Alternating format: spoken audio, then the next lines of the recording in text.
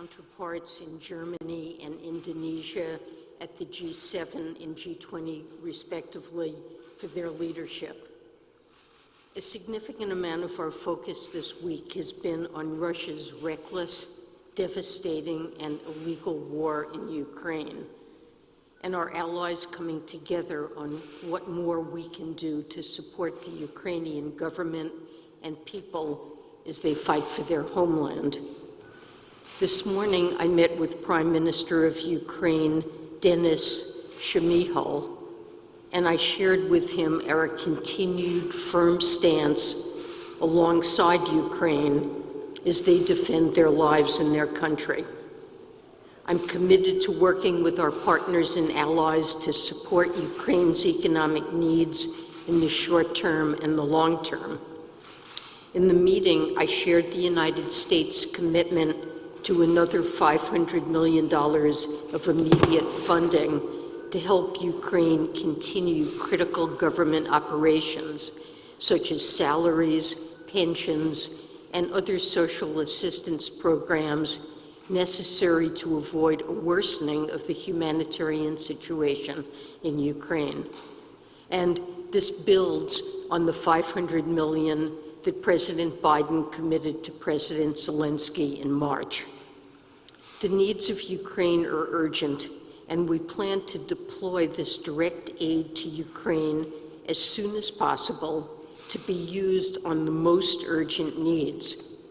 We know this is only the beginning of what Ukraine will need to rebuild, and I'm committed to working with Congress and with our international allies and partners to build on this support in the medium and long term.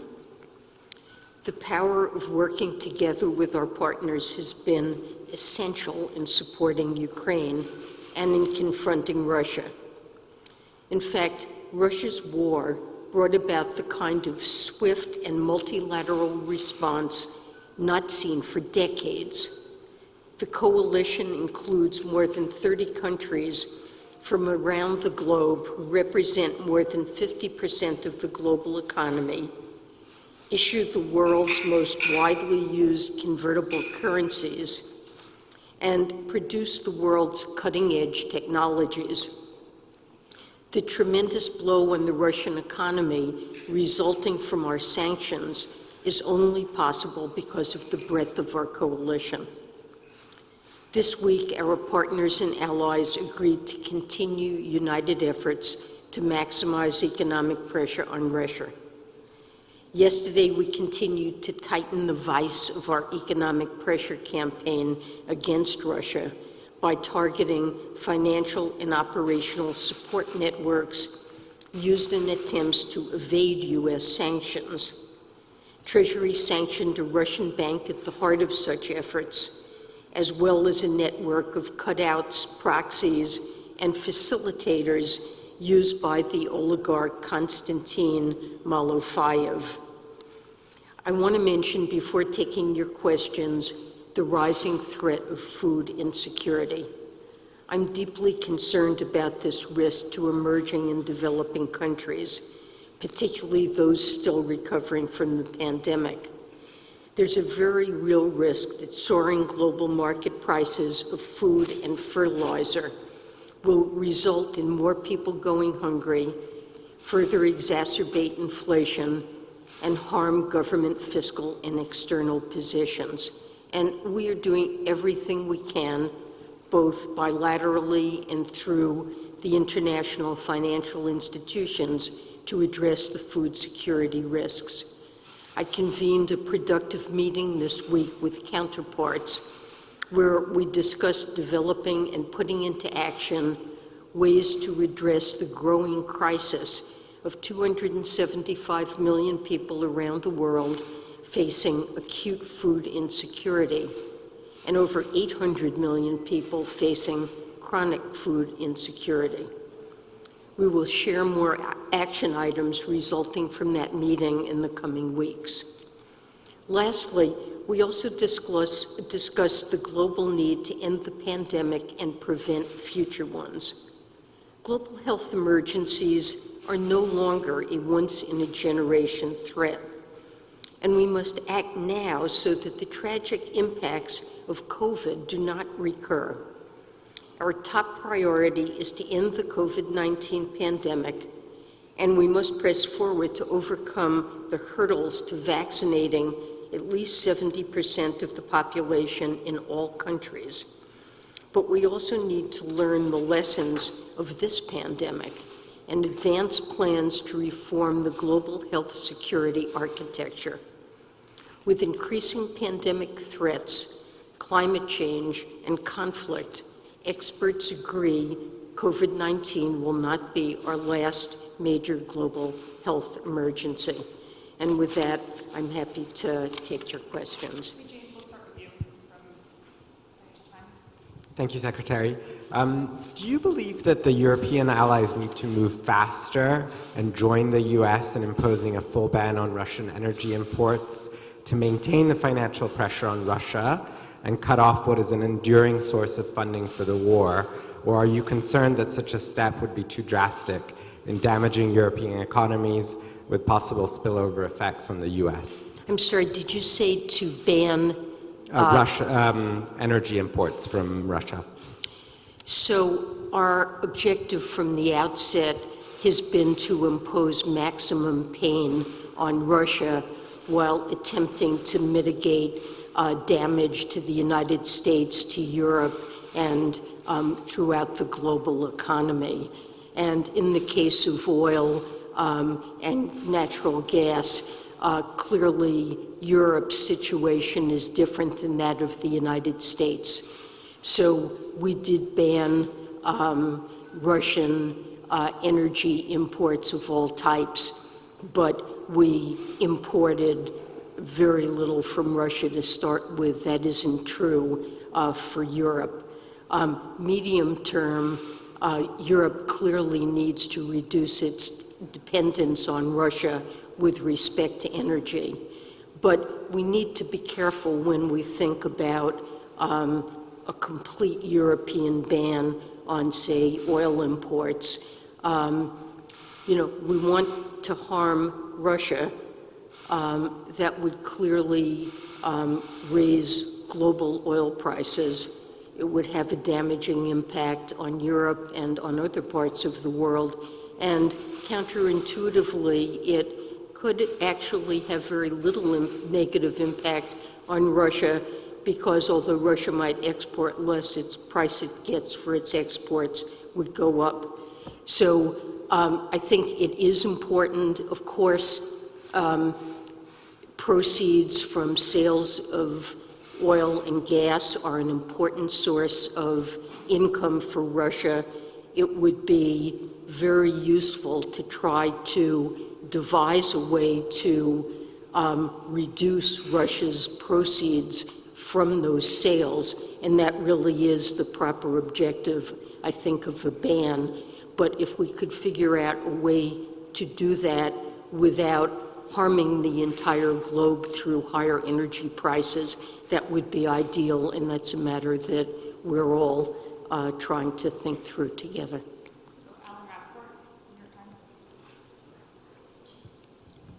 Thanks very much, Secretary Yellen. Could you describe some of the specific measures that you and your counterparts have been talking about to ease food price inflation that's been amplified by the sanctions on Russia? And are you concerned that greater fragmentation of the global economy, where friendly countries concentrate trade amongst each other, could lead to permanently higher prices? So with respect to specific measures, we will have a little bit more for you with specific detail in the coming weeks. There were technical discussions among experts, but certainly taking every measure that we can to bolster food supplies, which means we make sure that plantings continue. After all, the price of fertilizer has gone up, making sure that yields are preserved so small farmers can afford fertilizer. So taking all the steps we can to bolster the supply of food while taking steps as well to make sure that the social safety nets are working in countries with food insecurity, because often when there's a shortage of food and prices are high, you can see export controls or hoarding or things that even when hypothetically there's enough food to supply the needs of a population, it doesn't get to the poorest people who need it. So measures on both the supply and demand side, I think, are appropriate, and we're thinking through concrete steps that we'll get back to you on. Sorry, you asked a second. Was about whether or not greater fragmentation of the global economy, where friendly countries increase trade with each other, could lead to permanently higher prices. We have developed supply chains that are extremely efficient and serve to lower costs. But as we discovered during the pandemic, and more recently now with the Russian invasion of Ukraine, our supply chains are not secure and they're not resilient. And I think that that's something in terms of long-term risk to the U.S. and to other countries, that's a threat that needs to be addressed. And I think if countries go in a fully protectionist direction, saying we need to do everything ourselves at home, that could be a lot more expensive in terms of costs that producers face, which is why in the talk I gave last week at the Atlantic Council, I mentioned this idea of networks or friendshoring, trusted networks. Ideally, we would have a large group of trusted partners so that we could maintain the efficiencies that come from the global division of labor, but also feel more secure about the supplies that we have. And so there may be some cost that we do bear. I don't think it would be permanently higher inflation, but just a somewhat higher level of costs, a somewhat less efficient system, but one that's more resilient. But I think this approach of friendshoring is a way to manage that trade-off. Thank you, Secretary Yellen. So there have been a number of suggestions that the U.S. should use some of the frozen central bank reserves from Russia to help support Ukraine as it rebuilds from the war. Do you think the U.S. has the authority to do that, or would it require some legislative change by Congress, and would the Treasury support such legislation?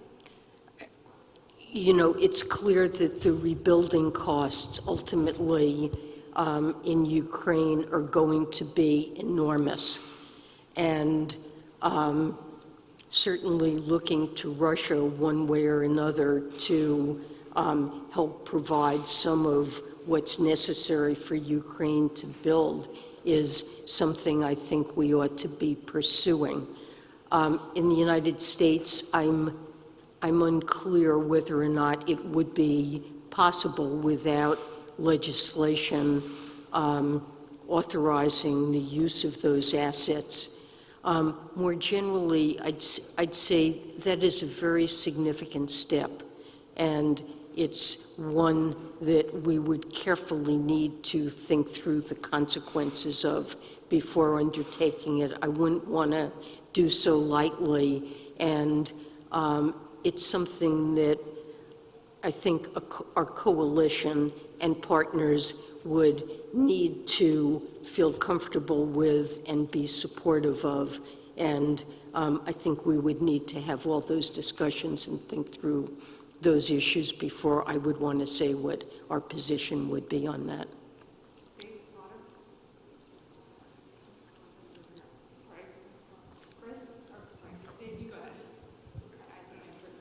Hi, Secretary Yellen, thanks. Yesterday, you and a number of U.S. allies walked out of the G20 meeting when the Russian officials started to speak. I'm just wondering sort of how you see this forum going forward. Do you expect this kind of thing to continue to happen? And how does the G20 sort of accomplish what it needs to on debt relief, on climate change, and the things that it's charged with agreeing on, if you can't sort of agree on communiques and statements? Also, just wondering if you can provide us a little more detail about your views on the revamping of the international financial architecture, like you discussed the other day at the Atlantic Council. What does that look like? Thank you. Sure. So, I think it simply cannot be business as usual for Russia in terms of its participation in our global forums, whether it's the G20 or other forums where we meet to address common challenges. I think participation in those forums really requires a commitment on the part of countries to obey the fundamental norms and values underlying international cooperation. And my decision, along with that of others, to leave when the Russian finance minister began to speak was intended to make clear that Russia's behavior so violates, is so offensive to international norms that we're not willing to allow Russia to participate or to listen to what the Russians have to say. Now, it does, to remove a country from any participation, really requires a very high level of agreement in many fora, including the G20, and there wasn't that level of agreement. But I think we looked for a way to make our disapproval known while still recognizing we have a lot of work to accomplish. And a key piece of that work is needing to discuss the impact of Russia's horrible war of choice against Ukraine on the global economy, to talk about food insecurity, rising energy prices, and the like. And we are continuing to get that work done in all the fora that I'm participating in this week, while making clear that we thoroughly disapprove of Russia's involvement. So, President Biden has made clear his view, with which I agree, that Russia should be removed from participation in the G20, but we'll see where we go moving forward. Then you also asked about my comments on redesigning the Bretton Woods institutions.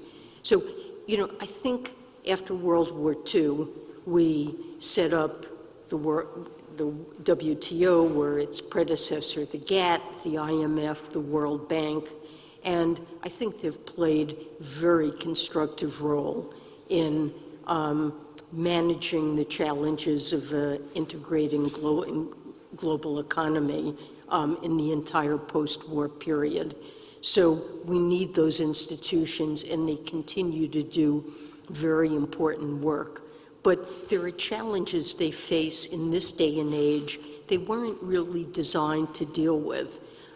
In the case of the IMF, just to give an example, the IMF was intended to help individual countries facing shocks or internal macro problems they had that faced balance of payments crises, to lend to enable individual countries to continue to meet their needs for external financing while undertaking structural reforms.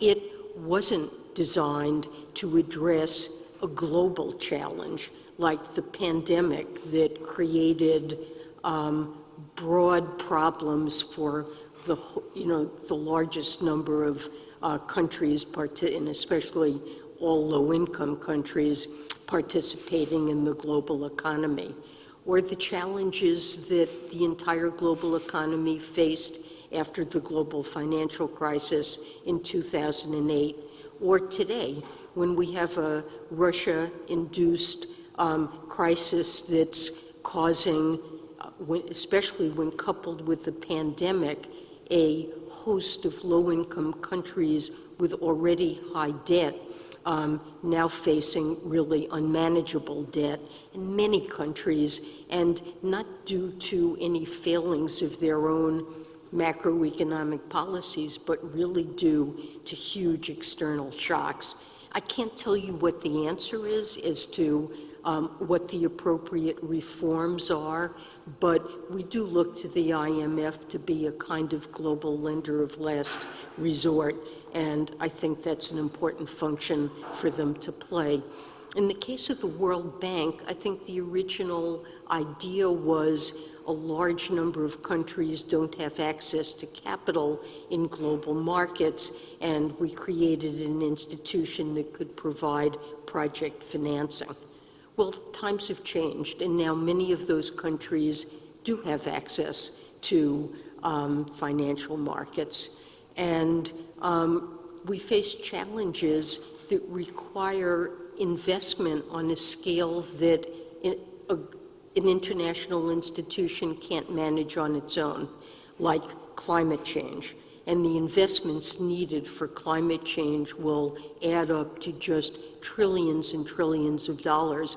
We have pools of private capital that are clearly ready, willing, and able to make investments throughout the world in emerging markets, in infrastructure, in energy, renewable energy to address climate change, but maybe the conditions need to be right that in the World Bank and other multilateral development banks need to figure out how to pool that capital and make the investments that are required a bit safer.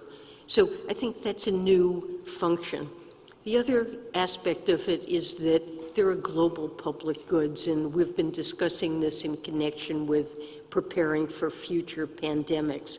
We need countries around the world to have basic public health infrastructure that will let us rapidly respond to the next pandemic.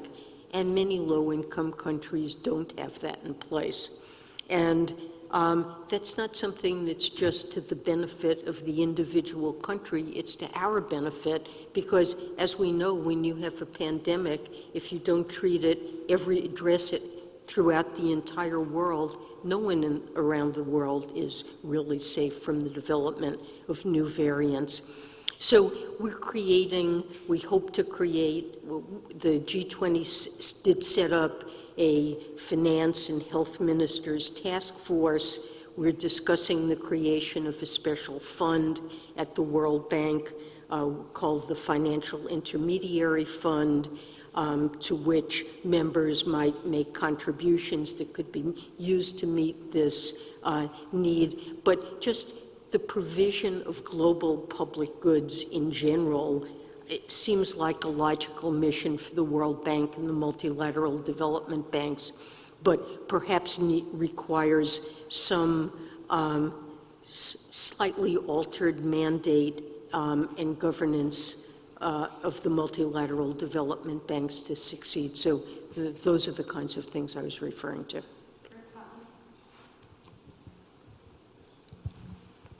Morning, Secretary Yellen. Good morning. I also would like to refer back to the speech that you gave last week at the Atlantic Council, in which you said the world's attitude towards China and its willingness to embrace further economic integration may well be affected by China's reaction to our call for resolute action on Russia.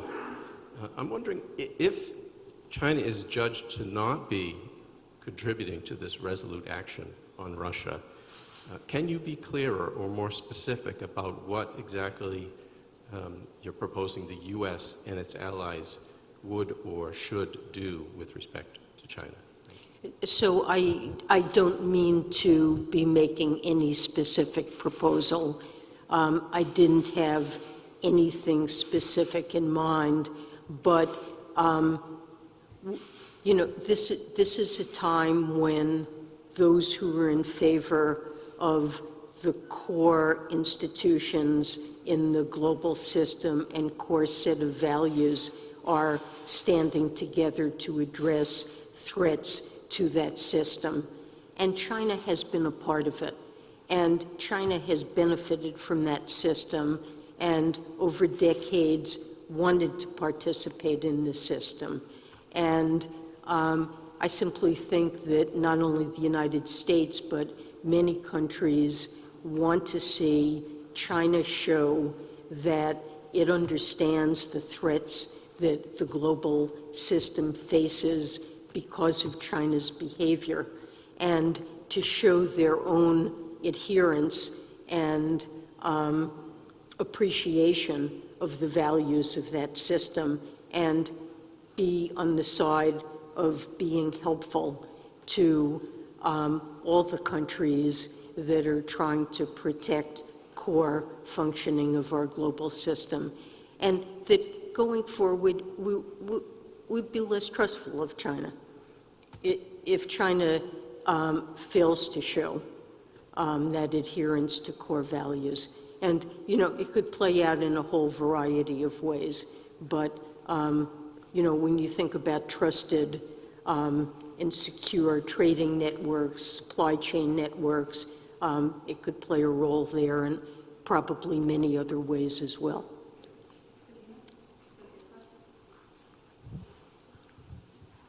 Thank you, Secretary Yellen.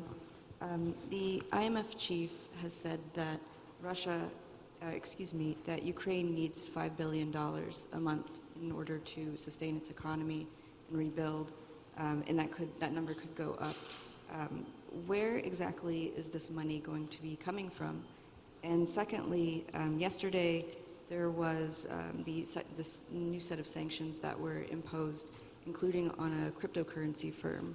And the administration and Treasury have said that cryptocurrency is not a major way of evading sanctions. And we're curious if this new set of sanctions on the crypto firm indicates a rethinking of that line of thought. I'm sorry, remind me the first thing that you asked. You asked about crypto, and before that where the money is coming where from. the money is coming from. Well, we're having discussions this week in the G7 and with the international financial institutions. And in fact, we have a meeting this afternoon that I'll be attending, that the heads of the IMF and World Bank, the Ukrainian president will be speaking to the group, and we will discuss financing needs and how to raise that money. But, you know, we've, as I mentioned, doubled our contribution today. We've given $1 billion that will be immediately available to Ukraine. There have been other contributions. I think we stand united in recognizing we've got to find ways to meet Ukraine's needs. And, you know, on our part, it will involve going back to Congress with a supplemental request. I'm not in a position to give you any details, but I'm certainly committed to working with Congress to ask for their help to meet Ukraine's needs. I think all of us are, we've met with the G20, met with the finance minister, the Ukrainian finance minister. I met just before this with Ukraine's prime minister and finance minister, and we're inspired by their courage and stand with them, and we'll do everything we can to pool our resources to support the needs that are identified. Oh, I'm sorry, what? On cryptocurrency. So I don't think we have seen widespread evasion of sanctions yet, but certainly there are attempts in Russia to evade the sanctions, and crypto is one of the ways in which, along with others, in which sanctions evasion can occur. And we've said that although we haven't seen, broad evasion, and it's hard to imagine that occurring using crypto, we intend to make sure that our sanctions stick. And when we discover routes that are being used to evade them, we intend to crack down on them, and that's what we've done. Thank you, Secretary Yellen. The World Bank president has talked of a humanitarian catastrophe from this combination of food crisis and sovereign debt crisis. These countries were advised to increase borrowing during the pandemic, and now they face rising interest rates, partly because of the actions of the US Federal Reserve and impossible borrowing costs. Do you think the Federal Reserve should take into account the impact on potential developing country crises when it sets interest rates? And more generally, is it time for a widespread systemic series of debt relief for these developing countries that can't afford their pandemic debts? Well, let me say that even before Russia's invasion of Ukraine, we have been quite concerned, and it's been a regular matter we've discussed in G20, IMF, and other fora, that many low-income countries have unsustainable debt burdens. And first we had the DSSI debt suspension and sustainability initiative, and then designed a process called the Common Framework that was intended to manage debt restructuring for countries with unsustainable debt. And we've been very disappointed, at least I will say I have been very disappointed by the failure of that framework to deliver relief for more countries. And I've explicitly called out China. China is a very significant lender to many of these low-income countries, and China needs to participate along with the Paris Club and private creditors. And I've called on China to specifically, for example, participate right away in a meeting for Zambia that wishes to undergo debt restructuring. And I'm hopeful that China will agree to play a more constructive role. But there are quite a number of countries who ought to be candidates for that. And of course, the humanitarian and global economic disaster due to the war in Ukraine only exacerbates this problem. But I think that's the route we need to go. Take the last one, Andy, from the Wall Street Journal. Hi. Thanks, Secretary Yellen. I wanted to ask about, in reference to your remarks last week at the Atlantic Council, the countries who you said are sitting on the fence that are not China.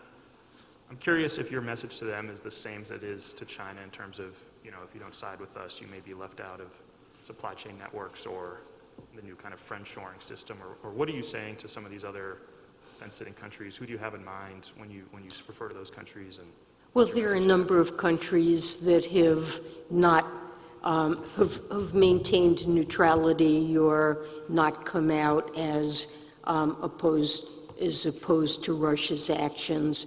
And to all of them, I think the message is the same, that what we're seeing here violates the basic norms of behavior that's expected, that's embedded in the UN Charter and expected of all countries that participate in the global economy and our governance institutions. And we really urge them to take actions to condemn Russia's behavior. But beyond that, that we certainly want to make sure that they do not evade our sanctions or provide any active support to Russia. Thank you guys so much. Thanks.